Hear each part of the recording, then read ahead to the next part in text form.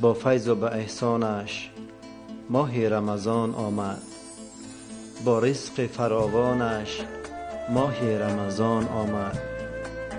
زین امر خداوندی سرپیچی مکن هرگز، ای بنده به فرمانش ماه رمضان آمد.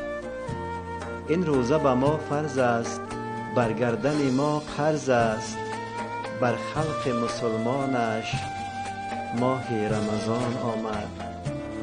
یک ماه به ما مهمان، این ماه پر از احسان، من مای پشیمانش ماه رمضان آمد.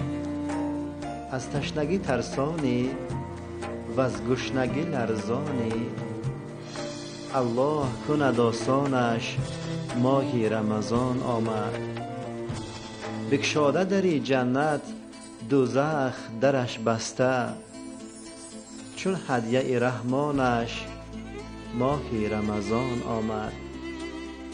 کهزاد چه خوشحال از آمدن این ماه، شاد از دل و از جانش ماه رمضان آمد. شاد از دل و از جانش ماه رمضان آمد.